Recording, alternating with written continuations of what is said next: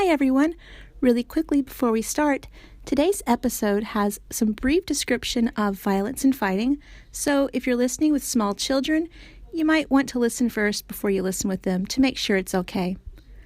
Also, we definitely don't recommend that you try any of the techniques that we describe for the ninja from this episode. So please, it's just for information purposes. Please, maybe don't try to climb walls or anything like that. Thanks. Hello and welcome to the Japan Archives, a podcast where we'll be delving into the histories and mythologies from Japan's long history. I'm your host, Thomas. And I'm your co-host, Heather. We'll also be reading a poem for you every week and giving a little history about the poet who wrote it. Ikimashou!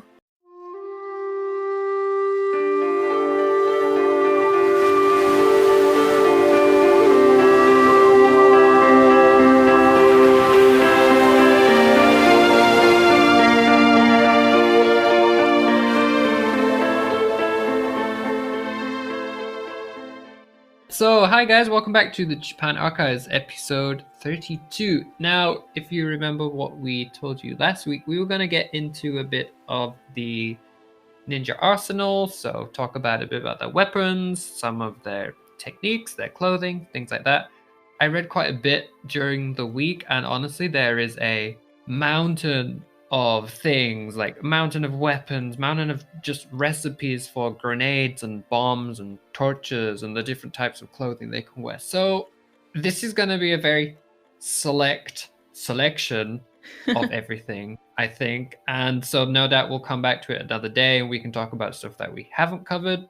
And we wanted to do this a bit differently today. So I sent all my notes to Heather and she's picked a few of the items from the lists of the ninja arsenal because I wanted to give her a few like scenarios from a story to see like how she would have fared as a ninja with the equipment that she picked for the mission I'm going to give her. So we hope you enjoy it. It's a little bit different, but we'll see. And I'm hoping Heather is looking forward to it as well. I'm so excited. I have been going through the list of things I could take, and I'm like, oh, can I take this one? Can I take this one? And how much would this weigh? Would this be convenient to... I'm excited. Okay. But I think before we start, Heather, we should say some thank yous to our listeners, don't you think? Absolutely. We've had some feedback from some listeners, which we're very grateful for. So thank you to Andrew for emailing us through our website. And also thank you to Norm at Podlovers Asia over on Twitter. Their feedback has been helpful in regards to like the background music. We're probably going to only use it in the intros and outros. And I will probably put like a little section in to bridge between my section and Heather's section. Potentially the background music can get a bit distracting. So we're going to try it without, see how you feel. They also gave us a few episodes they'd be interested in, so we can do some research towards that and do them in the future as well. And over on Podchaser, we want to say thank you to The Good Life and P Bluff for their 5-star reviews on the show. Thank you so much. Yes, thank you. I haven't had time to check like iTunes and that for reviews this week, but I will definitely do so for next week. And if there is any on there, I will also give you a shout out and a thank you on the show. This intro is getting a bit long. Yes. So we should probably jump into the episode for everyone. Today we're going to talk about the ninja again, but this time not specific people. Today Heather is our ninja in question. So welcome, Heather. Oh no. And you have a mission, okay? We've had a woman turn up asking for help from us, Heather. And we've chosen you as the ninja for the job. Now, she didn't wish to give her name, but she did give us the name of her daughter, of Okiku. She's been telling us that her daughter has unfortunately been killed and thrown down a well. And she is quite rightfully angry of this, and she would like someone to exact revenge on the lord of the province, as, you know, the man that Okiku served has already been forced to commit ritual suicide, but she's still angry and she wants revenge. So she's asking for you to hunt down the lord of Harima province and dispatch him if you can. Do you choose to accept the mission? Why, yes, I do accept this mission. Okay. I guess the first thing to ask is, as a ninja, you're obviously not going to want to appear too obvious. You have to now get all the way to the Harima province. So I'm just wondering what, as a ninja, what disguises you are going to use for your journey there. Okay, so how I'm going to disguise myself. And first of all, I like to say it's not I'm a ninja. I'm not Heather, so I would personally not want to kill someone, but since I'm a ninja, I'm going to put myself in the ninja shoes. What kind of shoes did ninja wear? We'll get to that, don't worry. Okay, thank you. So, disguising myself, I guess it makes sense to be like a peddler of some sort, but maybe just a wandering scholar, wandering maybe person looking for work, just simple, not very rich, some older looking clothes. Don't want to look too wealthy. Yeah, it's kind of maybe a wandering journeyman. A journeyman, yeah, okay. I think that's a good choice to take. So, what I was reading, obviously, when the ninja were just traveling around, they would obviously disguise themselves by hiding in plain sight. So, obviously, like you said, disguising yourself as a traveler would be a perfectly suitable thing that you could do. They could also disguise themselves as farmers, but as well, they were known they could disguise themselves as wandering monks, like Buddhist monks, for example. But you've chosen to be a journeyman, so okay, we'll go with that. All I'm going to say is don't forget your special walking stick, which might come in useful later.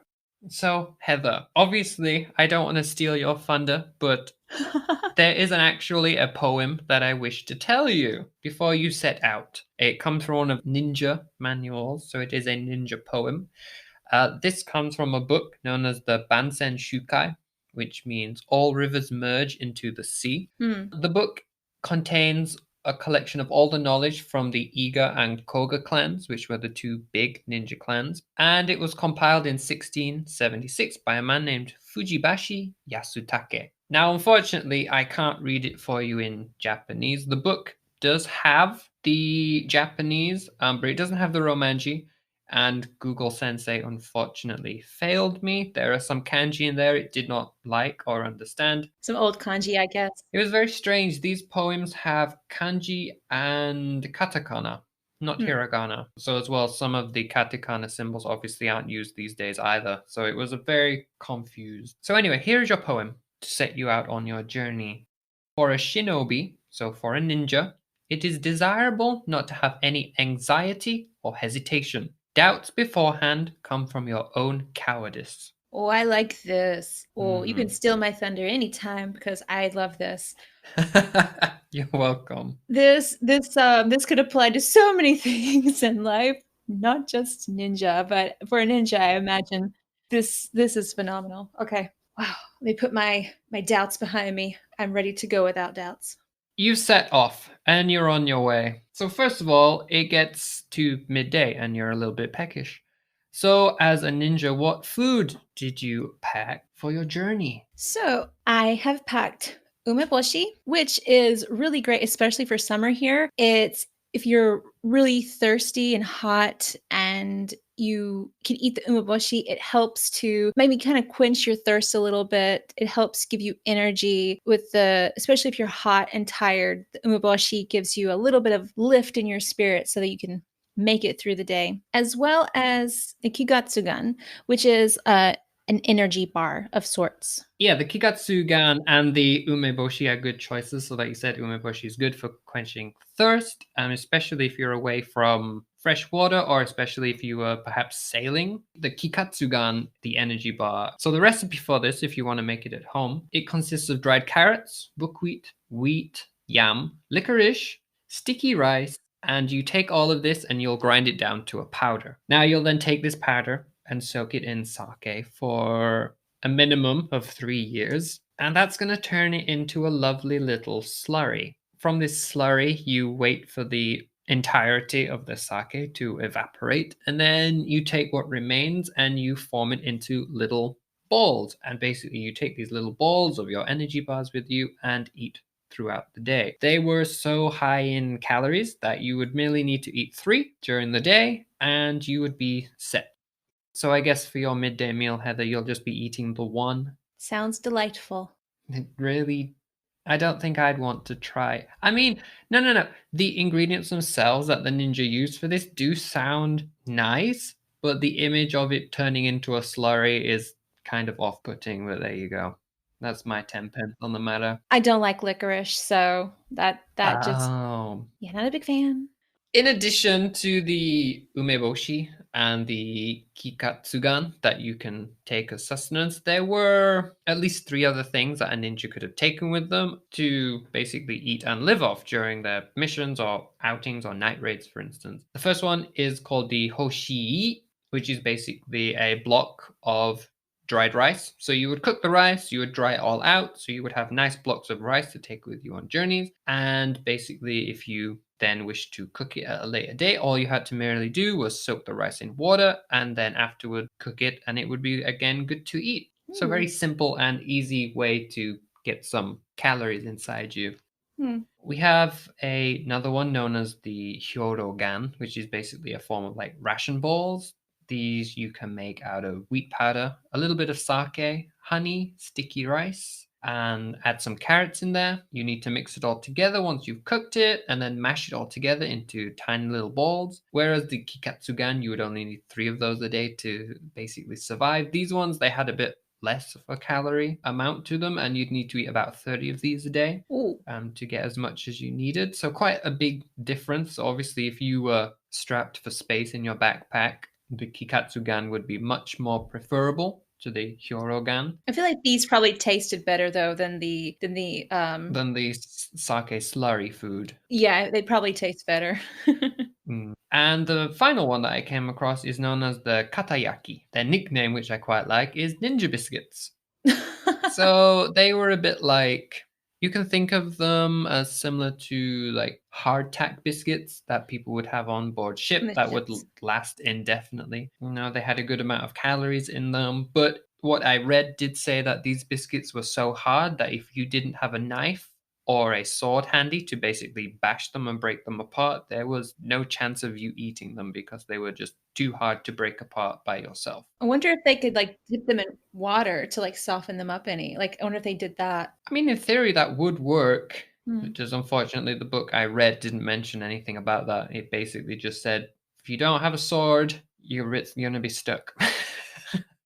So you've sat down for the day and you are going to go through your backpack. You're going to check that you've remembered to bring everything with you. There are 6 ninja tools that you will definitely have brought with you, and we can find the records of this from a book known as the Shoninki, which is basically a medieval ninja document from the Kishu province. And this book was written in 1681 by a man called Natori Masatake. The Shoninki we can translate as a record of proper ninjutsu. So what are these 6 things you're going to have? You're definitely going to have something called the kaginawa, which is basically a form of grappling hook, attached to a long rope. You're also going to have your kasa, which is your conical straw hat. So you should already be wearing that. And the good thing about this hat for the ninja was, due to it being really wide and really flat, they could use them to hide things such as flat blades or arrows inside it should they need to defend themselves. You're also going to make sure you have some chalk with you so that if you need to leave any messages for ninja who may be coming after you, you can easily leave it for them and they can then easily be erased by them once they've read the message. You're going to have your tinderbox, which you will need for starting fires, doing cooking, and for those ninjas like the one we talked about before, you could also use your tinderbox for firing your rifle. The last 2 things, you're going to have your tenugui, which is basically a towel, which this custom has clearly lasted to this day because most Japanese people do travel with their little towel. Yes, I definitely travel with my towel too. And the last thing you're going to have is kusuri, so basically medicine. But this could also be expanded to encompass things such as antidotes, insect repellent, blood clotting agents, and even like poisons and things to use against your enemies. So they are the 6 things that you will definitely take with you on any ninja mission. So you're going to set off again, and you realize that evening is approaching and you need to find somewhere to sleep for the night, but there's no people around, there's no villages. You find yourself in the middle of nowhere, and you end up in like a little marshy forest. And you're a bit unsure of your footing, you're not sure where you're stepping. So what is the best thing to do in such a circumstance as a ninja? Like, what kind of thing can you do? So it's kind of marshy and damp, you said. Like I have to cross through this area? Mm-hmm. Okay.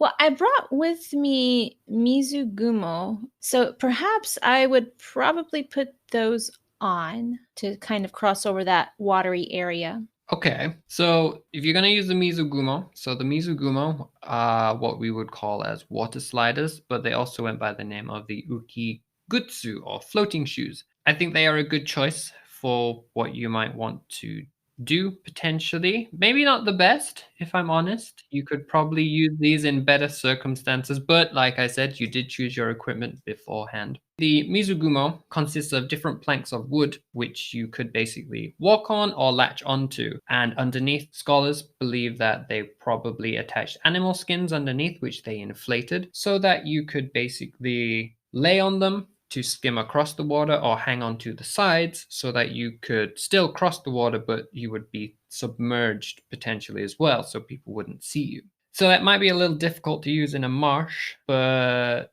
it might work out okay for you, Heather. Obviously, you chose the Mizugumo to try and wade through this marsh, but I think thinking back, you probably realize what you could have taken instead to help you through such murky and dark conditions. The ninja had a special type of footwear.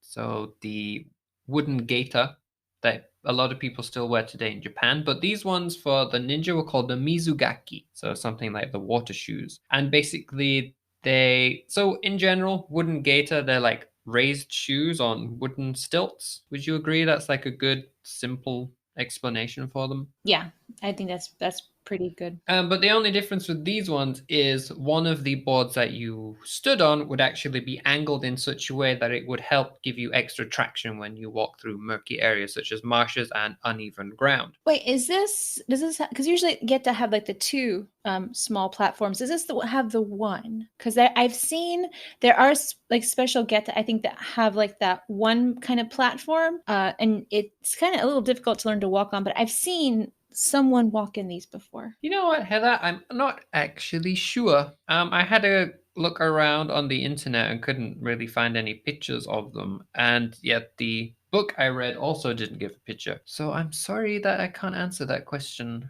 That's okay because now I'm going to do some research too. I've seen them. I think I've seen them before. I think I know what you're talking about, and I think I've seen them. Well, if you do find a picture, let us know and we can put it up on Twitter and Facebook for people to have a look at. It's like Cinderella. I'm looking for a specific kind of shoe. Exactly. And obviously, if it's going to get dark, what would you do in the circumstance? You need a bit of light to see during the night. Well, I do have a portable lantern that I can use. This portable lantern, I can use it, and also I can hide it easily. So, because I'm trying to be low profile, I don't want really people to notice I'm here so much. So, I think I'd probably get my lantern out. What makes this lantern so special? I don't know, Thomas. Please tell me, or should I tell you? Should I tell you? No, it's fine. I can do it. So the interesting thing about this portable lantern, so called the gando, it consists of a candle inside a bucket. But the special thing about it was inside the bucket, the candle was placed on a kind of gyroscopic device, so that whichever way you would hold up the bucket, the candle will always stay upright. So you can hold the bucket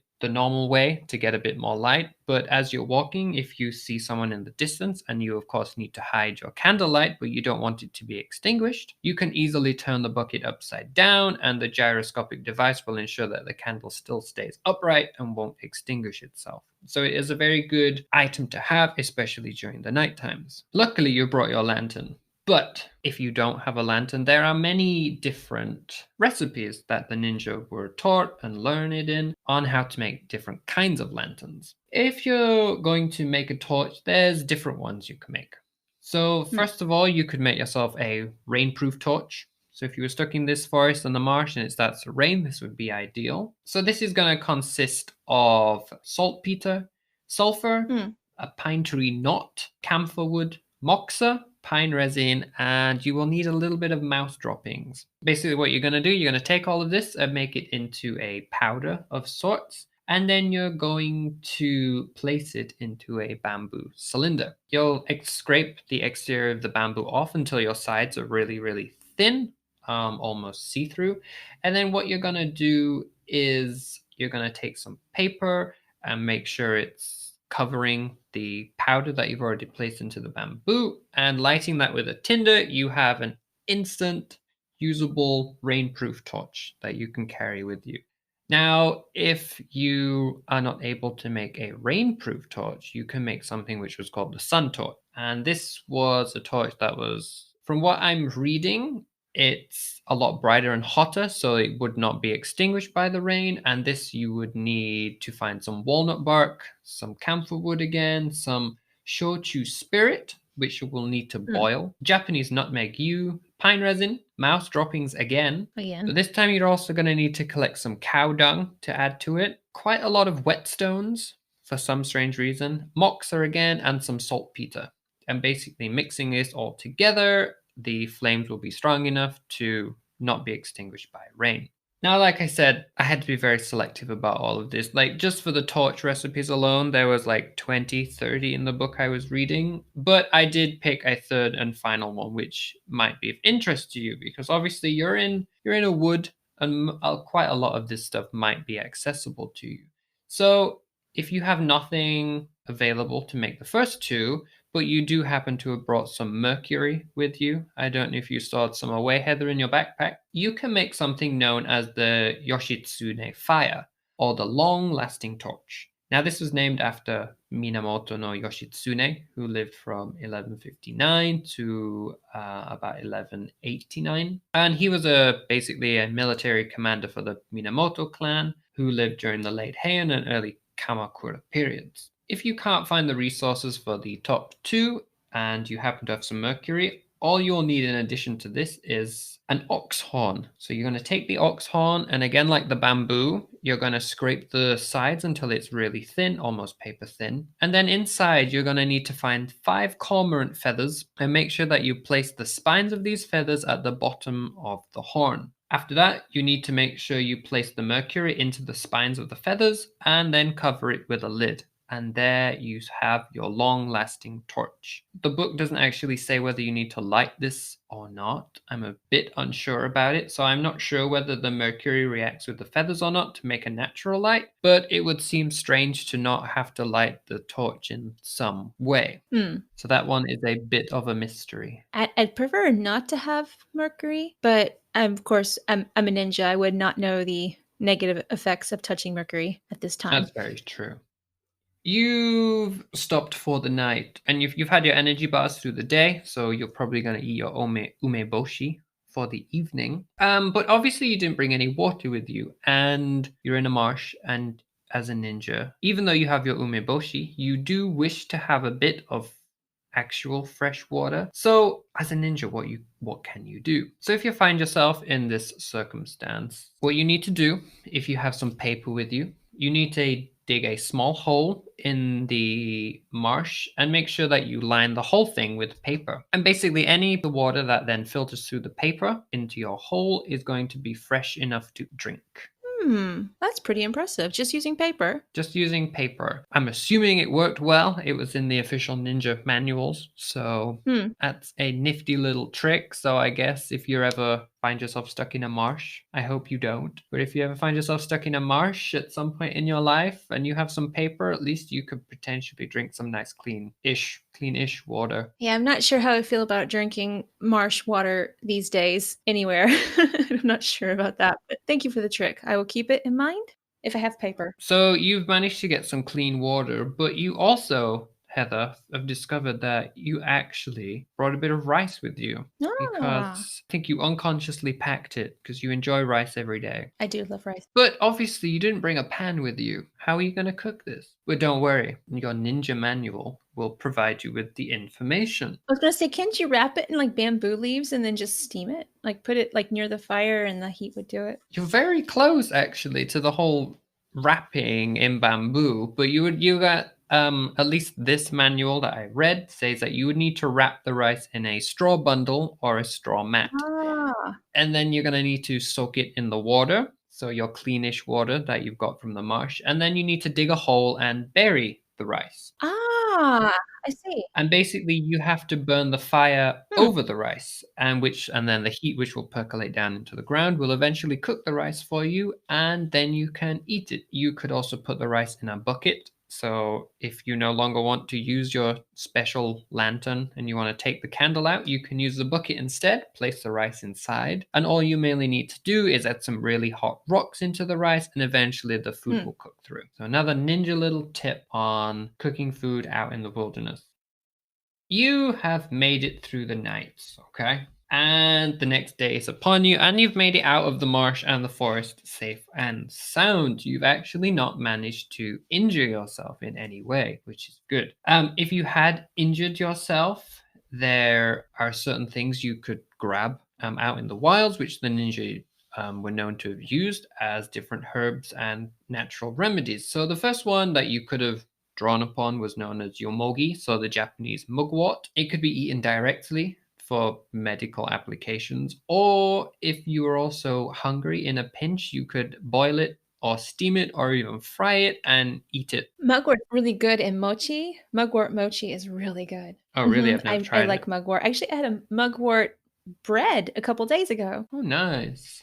So the second thing that you could run across to eat is known as the tsukushi, or the horsetail. Now, this is often found near another plant known as the fuki, which I'll cover in a second. If you find this out in the wild, you basically can boil it alone as it is or add it to some rice, and it makes apparently a very tasty dish that you can eat easily at any time. And then the third and final one, like I've said, is the fuki, also known as the butterbur. It's quite a bitter herb that you can eat. However, if you do soak it in water, it will lose some of its bitterness. And basically all you need to do is you can chop up the stalks into short lengths and again, basically boil them as a side dish or add them to rice to eat together. And so basically all of these two things can be used as like herbs or medicinal, or in a pinch, you can also use them as extra calorie intake should you run out of food as a ninja. So these herbs are ones I would gather myself, or do I have them with me?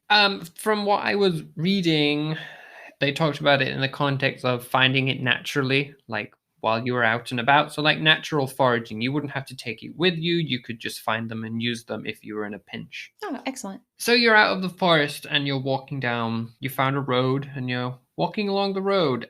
There's no more cover anymore. There's no buildings in sight still. The forest is gone. It's very flat and open, which is a rarity for Japan, but here we are nonetheless. And you see someone in the distance walking towards you, and he looks like a warrior for a local lord of the area you're in. And he approaches you and he starts asking you, obviously, why you're here. What are you doing? Your answers don't seem to satisfy him, and he starts growing a little too curious and starts threatening to draw his blade on you. So, what techniques could you use as a ninja in these circumstances? Well, I brought along some firecrackers. Could I maybe toss a little firecracker at him and just try to run for it? Let's think about all the stuff that you could potentially use in this circumstance. So again, yes, firecrackers would be useful as a distraction. So they could probably, he'd hear the sound, he'd look at them, and maybe you could then run off in the confusion. There are a few other things that you could use, such as the kunai, which is like a little knife. The ninja carried them as like a everyday kind of knife for normal daytime needs. However, it is known that they could also use them to fight and defend themselves in a pinch. But this is one of the reasons I told you to bring your walking stick. Ah, okay. So the ninja had special like walking sticks or walking poles which they could use. And basically you'll have your walking stick with you, which is known as the shikomi.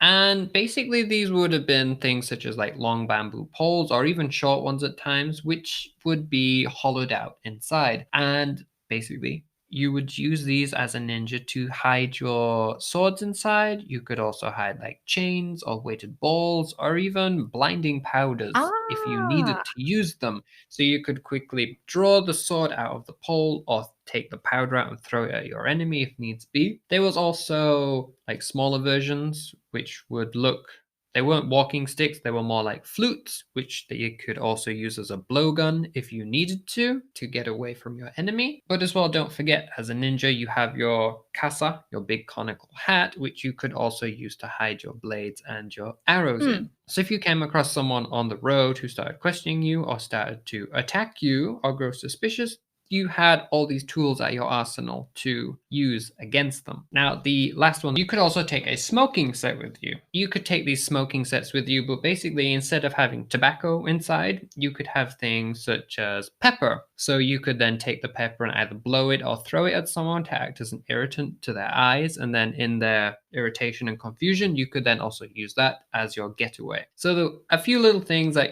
you can use as a ninja to get out of tricky situations.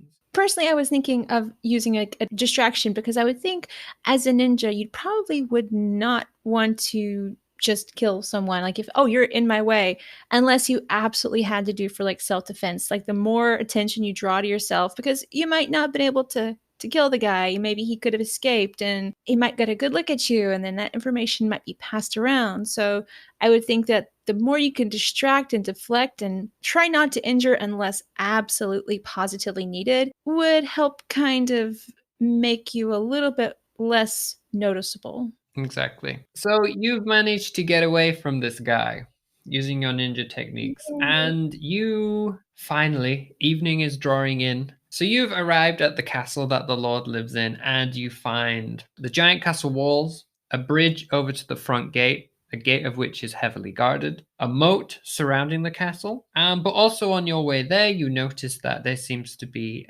a few people who are going to appear with a delivery cart and may potentially be going into the castle. With all these elements in front of you, as a ninja, what do you think you could do to gain access into a castle? Well, I'd probably go with the people who are going to kind of come in with the, so there was a cart coming in. So I'd probably try to blend myself in as much as possible with them to try to get over that bridge. I know a technique I have. I don't think it would work really well because it needs to be a static object. So I'd have to just do my best, pull my hat down, walk very slowly. So basically, you're going to try and walk straight through the front door unnoticed. Yeah, as much as possible. Try not to draw any attention to myself, you know. Okay. And I think that would work perfectly well. We do know of instances where ninja have basically walked through the front door without being noticed. So it is a perfectly useful technique. Like you said, you are dressed as a journeyman looking for work. So it's not too far of a stretch of imagination that you could be approaching the castle to ask about work potentially in the area. But going back to the thing you mentioned earlier, so the Mizugumo, the water sliders, so in this circumstance of the moat for the castle, this would have been a perfect time that a ninja could have used such an item. They could have set up the boards, put the inflated animal skins underneath, and climbing into the moat, they could have most likely silently crossed the moat to have reached the castle wall. So like we said, the Mizugumo would have been an ideal thing that you could use when you are trying to cross like a moat or a river potentially. But you could also, as long as you had the materials needed to construct it, or they were close by that you had access to them, you could make something called a kamegata. Basically, this would involve you making a simple raft from a bamboo frame, and you could place the frame itself on overturned clay pots, which obviously would have been filled with air, and you could have used that as buoyancy to quickly cross open bodies of water. Ooh. I guess the only downside to that, though, is it would potentially have made you pretty easy to see to everyone on guard duties. Yeah. Obviously, you then have the problem of the castle wall itself, which you have to climb. But again, the ninja were well prepared for such instances. Well, I get the grappling hook that I was already have, and then plus there's other different things you can use as well. So I already had my hook. True. So you could, in theory, throw the grappling hook up and then climb the walls that way. But failing that, say you couldn't manage to hook it onto anything at the top, you could have used things known as the kusagai. Now, the kusagai were little metal things. They came in various sizes and shapes, but basically they were metal that you could jam in the walls to use as anchors. Now, you would namely put these in the cracks in the wall, and then you could use those as a way to scale easily to the top. And if you again found yourself in a pinch later and you were being pursued by other people, you could also briefly use them to bar doors shut to give you a bit of time to basically run away. Either find a new disguise, hide yourself again, or flee the area entirely, depending on what the ninja wanted to do.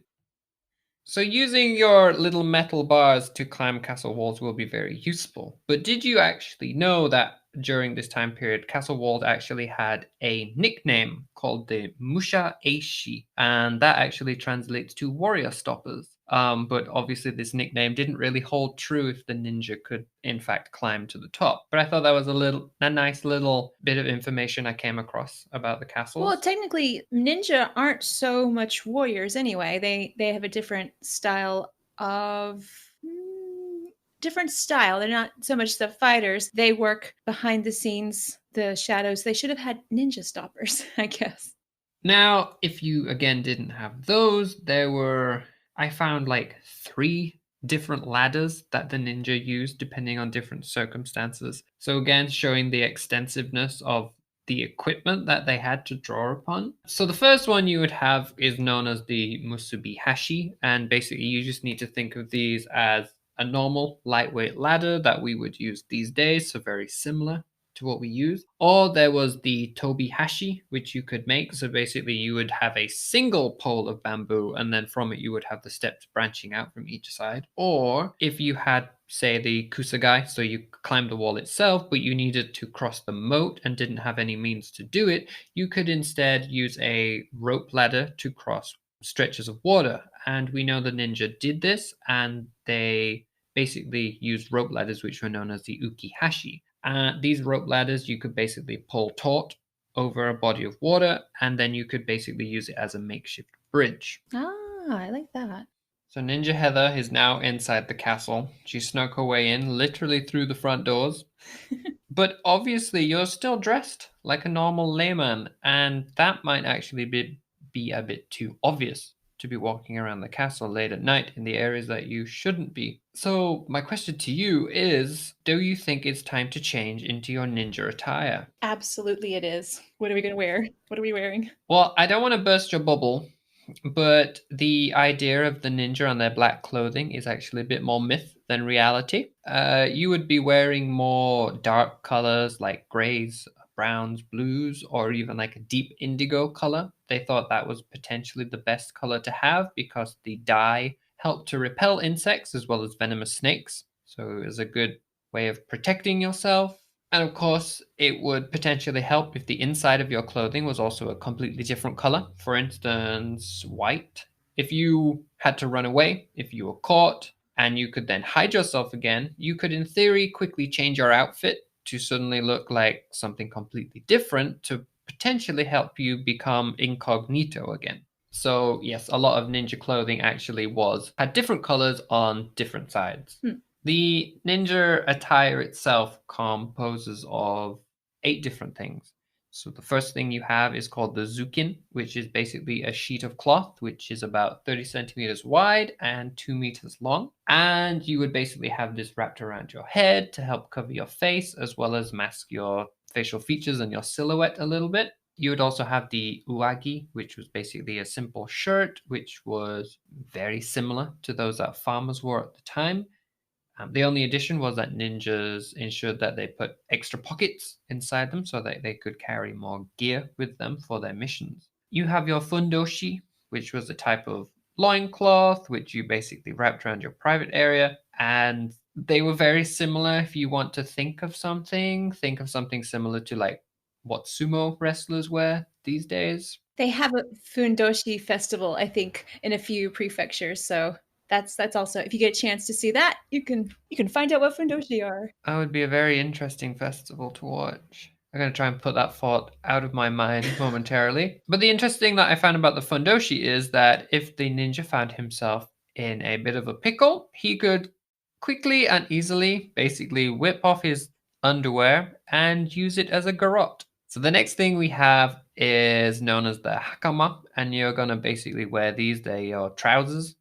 Now, the interesting thing is they had them as 2 independent pieces of legging, which were cinched together at the top as well as down at your ankles, which mean you could basically go relieve yourself if needs be without having to disrobe. Convenient. You also would be wearing your teiko, so that's basically like some gauntleted cloth gloves to protect your hands from damage during missions. The shoes you would wear are the classical like 2-toed shoes that you see a lot of time in like ninja portraits. And these were called the tabi. they would also cushion these shoes so they would help them like be silent when they're walking around on the wooden floors inside buildings. If they decided to wear their shoes and not just their socks, then they would be wearing straw sandals. And sometimes these could have spikes woven into the soles of their shoes to allow them extra grip. So Oh. potentially you could wear these to help you like climb castle walls and things, for instance.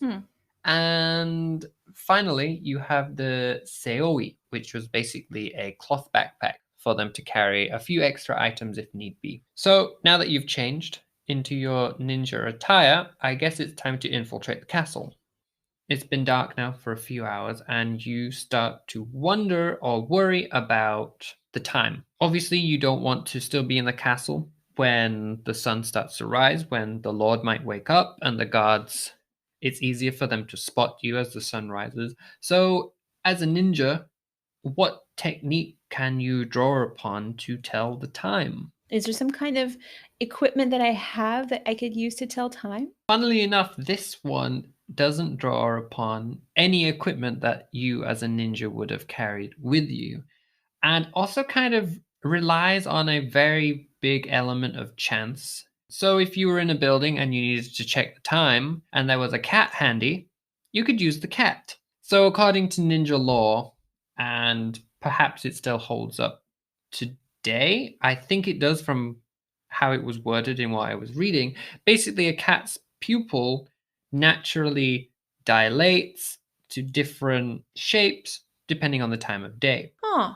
Basically, from the hours of 7 a.m. to 10 a.m. that day, they will start off as a big oval, but will start to naturally narrow themselves as it gets closer to midday. And then when midday strikes, up until the hours of around 2 p.m., that's when a cat's pupils will basically be almost needle-like. They'll be very thin. And after 2 p.m., they basically start to become more oval in size and they get bigger during the night. And then by about 11 p.m. or 12 p.m. that night, that's when the eyes will be at their largest. And then once that time passes, the eyes again will start to grow smaller. So on the off chance, Heather, there is a cat inside the castle, there is a way that you could, if you can catch the cat as well, you could check the time using the animal, which I think is kind of quite interesting that they discovered this somehow. So you're sneaking around now inside the castle, and you're in a long, dark corridor. There's hardly any light. So, as a ninja, do you have any tricks, Heather, that will help you detect if there is someone in the corridor hiding in the shadows? I should have brought my shinobi katana, which is a straight and fairly short blade, even though ninja were forbidden swords, but they were likely made off the books by Inaka blacksmiths. So probably they didn't have quite the same finesse and polish of the better known samurai swords. They had a pointed tip, and I could have used it to find people in dark corridors by pulling the sword halfway from the sheath and keeping the sagehimo cord in my teeth. This cord's wrapped around the top, and should that sheep bump into someone, I would have felt the vibration in my mouth. And then I could have pulled out the sword, and then I could have quickly dispatched them before they even knew I was there, before they could shout for help. Good answer. Unfortunately, you did forget to bring a shinobi katana on your journey. So hopefully there's not going to be anyone in this corridor because they would have found you, unfortunately. I could use a technique, though. Could use a technique, but you're getting ahead of yourself, aren't you? But yeah, the shinobi katana would have been a good way for the ninja to find someone in the dark. Like you said, cord attached to the sheath, you put it in your mouth. If the sheath hit someone, you'd feel the cord move in your mouth, letting you know that something was there. You could quickly bring out your sword and deal with your foe. The other interesting thing that you could have potentially used this for, not in the context of being in a corridor. So like you said, obviously the sword itself does have a pointed tip, but the sheath also had a pointed tip.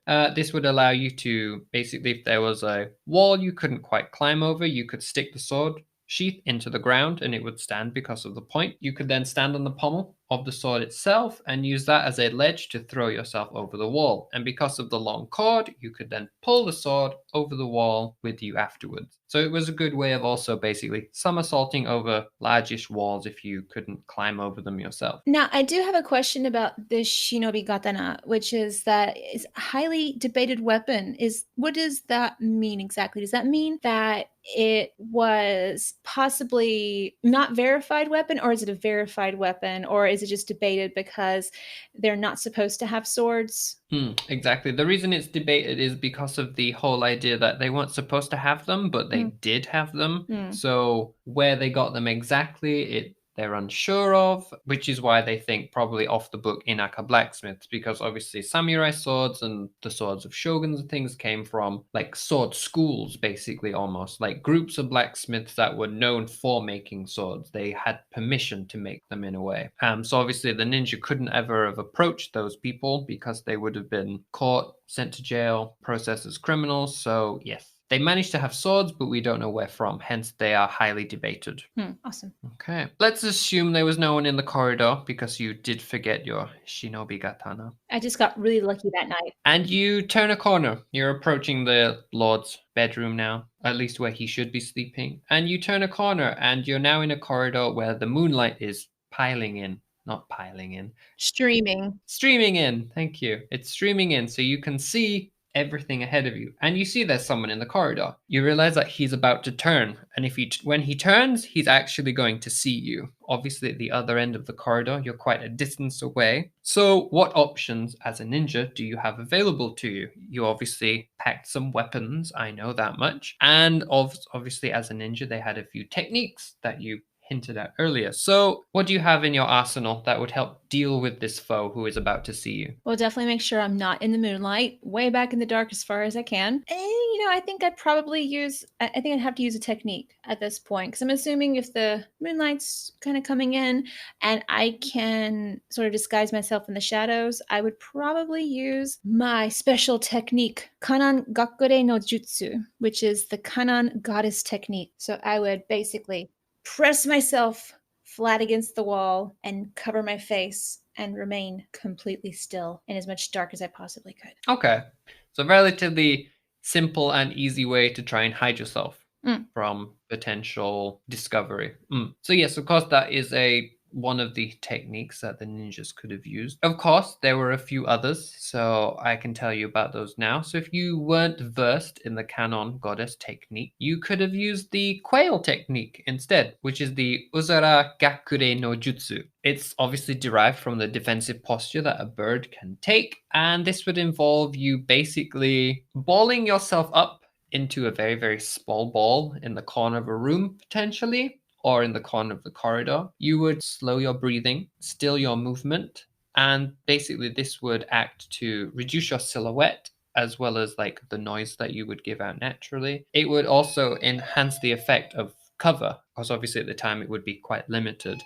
Why is my doorbell going? Did you get a pizza? I would. So yeah, sorry about that, guys. The postman came and delivered a new book on Japanese history. So yes, the quail technique. In addition to that, you could also use the tanuki technique, the tanuki gakure no jutsu, and that would involve you being quite quick on your feet and trying to take cover in high places. Obviously, this is kind of more useful outside. You can jump up high in tree branches, but you could also quite effectively have hidden yourself high up in old Japanese castles and buildings, because most of the time they had like a ledge which runs around the top of the room. So if you were nimble enough on your feet, you could jump up there, you still your movements, and potentially would not be discovered. Basically, the reasoning for this is most of the time when a human is looking for something, they never think to look up. And apparently a 45-degree angle from someone's view is the ideal blind spot. There is, however, one more technique which would not be useful in this circumstance. However, it would have been useful back if you'd have taken the route of infiltration via the moat. Or if you were trying to mask your scent, if it were. This is called the Kitsune Gakure no Jutsu, so basically the fox technique. In essence, it involves submerging yourself in water, or basically using water itself to mask your scent, if needs be. So Heather, I'm afraid that your technique did not work. Oh no. and he has seen you. He's discovered you, and he's about to sound the alarm. So I'm afraid you're going to have to revert to your weapons. Ah, sorry, guy. So please tell us about your ninja weaponry that you brought with you today. Well, today I have 3 different weapons I've brought with me.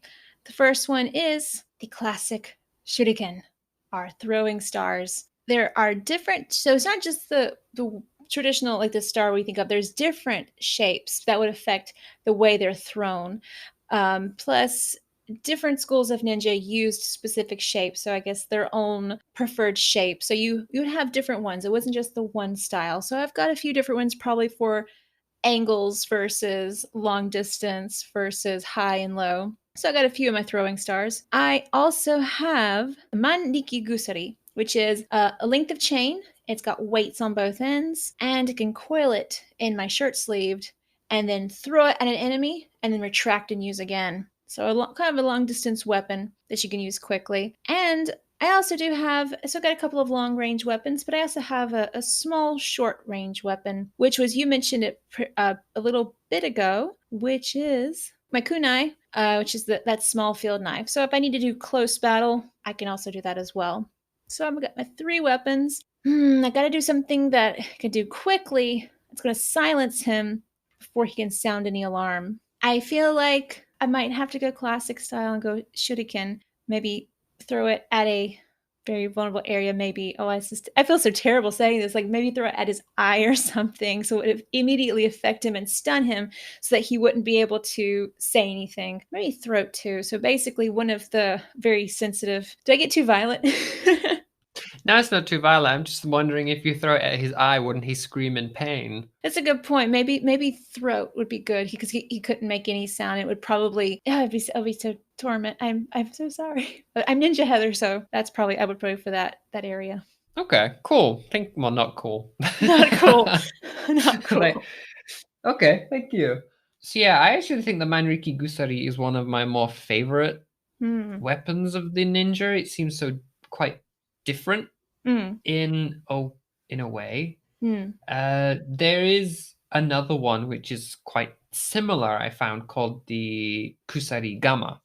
So again, it's a weighted chain on one end, but the other side was actually more of a farmer's sickle. And instead of, using it to kind of stun the enemy and quickly retract it, you would throw it in such a way that it would wrap around your foe. As they were then tangled up, you could quickly run in with your farmer's sickle and make quick work with them and silence them if needs be. The only other 2 weapons that I researched for today, because there are so many. The first one is the Tekokagi. So basically, you can think something along the lines of Wolverine from the movies, and that would basically be what you would be wearing on your hands. But I feel that might have been a bit obvious on your travels if you brought those with you. So good choice in not bringing them. And the only other one, which was quite similar to the Tekogagi, was called the Nekote.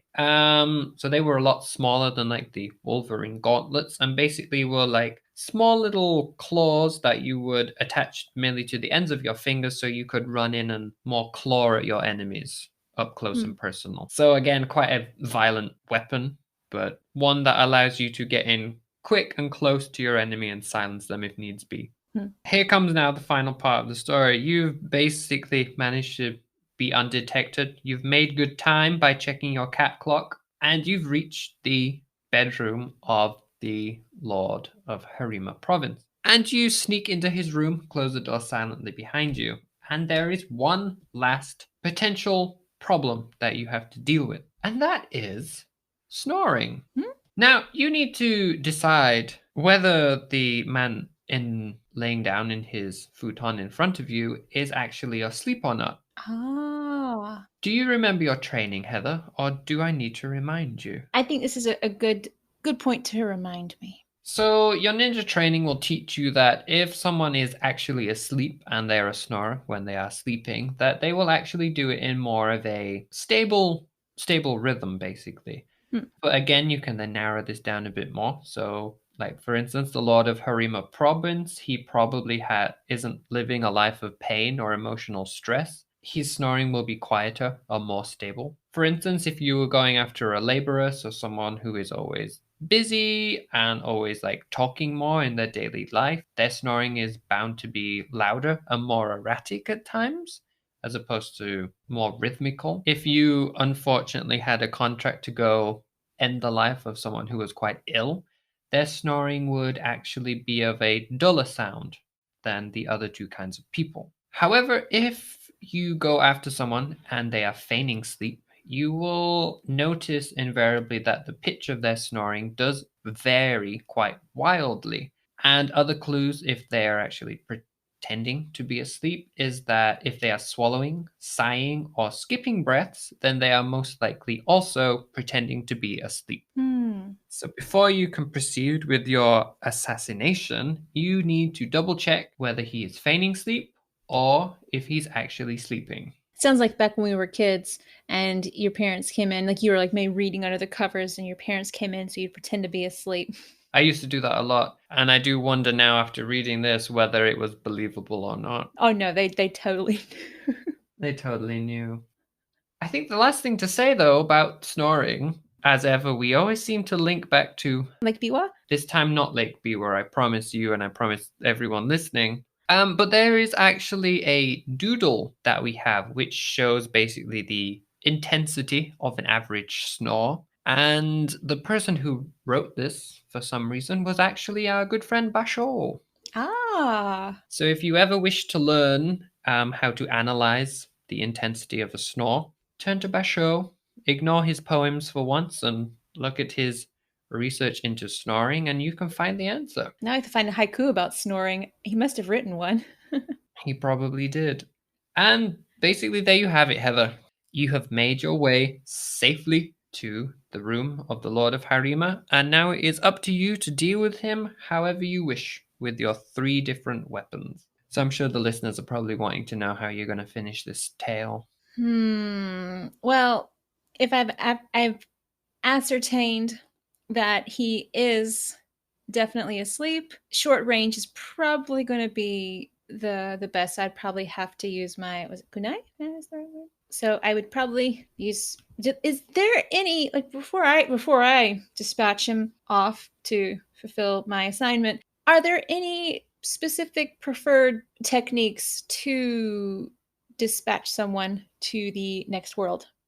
I don't think there was one, or if there is, it wasn't mentioned in the stuff I read. I know one of the books I have which lists like Ninja also lists their like personal preference, and most of the time they're different. I potentially think that it was like a personal preference kind of thing as opposed to a ninja school preference. But don't quote me too much on that because it didn't come up in the books I read. That's just kind of my opinion at this point of recording. So I'm guessing then maybe throat. Going for the throat. I guess with your so. knife. Yeah, I mean that's effective and quick, and I'm guessing it's I'm not sure humane is the right word, but would hopefully cause less. I don't know, but that's probably yeah. Okay. Well, I suppose after all of that, it's mission complete then. So I just need to get out undetected and make my way back home. True. Otsukare-sama. Thank you for your hard work. Probably go to a shrine or a temple and pray and for the thing I just did. I'm guessing. Yeah, it wouldn't hurt to do so. But there you have it. That was quite a small selection of ninja stuff, which I thought would be interesting to put into your little tale today. Like I said, I hope you enjoyed it, and I do hope the people at home enjoyed it. It was a bit different to how we usually do, but I thought it would be more interesting to do it this way than potentially just sitting here and going, here's a list of weapons, here's a list of food. So I tried to kind of think of something to make it a bit more interesting, and I hope it worked. I know I had fun doing it. Like choose your own ninja adventure. Yeah, exactly. This is great. I mean, it's a really cool way to learn about all the different because there's so many, and like we know a lot about ninja from like pop culture, but some of the actual history of the ninja is not the same as what's been portrayed in a lot of shows and TV. So to get some of the information behind it is really enjoyable. And especially in such a way that it felt like an adventure, like you took me on a story. That was pretty interesting. And I was able to use my weapons. I was able to use my items.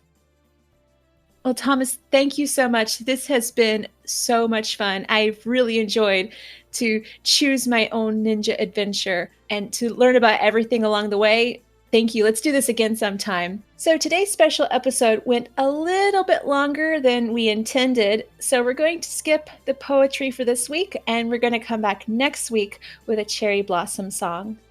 So I hope you guys don't mind waiting a little longer for a new literature segment like we normally do. But again, we hope you enjoyed the episode. Thank you again for tuning in this week, and we'll speak to you all next time. Okay, guys, matane. Matane. If you've enjoyed the Japan Archives, please consider checking out historyofjapan.co.uk, a database we are making on Japanese history. You can also find the show notes for all our episodes here. If you're on Instagram, you can follow my account over at nexus_travels. That's NEXUS_travels. We also have a Facebook and Twitter page, which you can find at Japan Archives. If you're interested in little slices of life in Japan, be sure to check out my website over at heatheroveryonder.com. Thank you for tuning in today. We hope you enjoyed the episode. And if you have any suggestions for future episodes, have anything you'd love to hear about, head on over to historyofjapan.co.uk and send us a message. If you enjoyed the show, please be sure to give us a rating and review over on iTunes. Thank you again for listening, guys. Until next time, bye. Matane!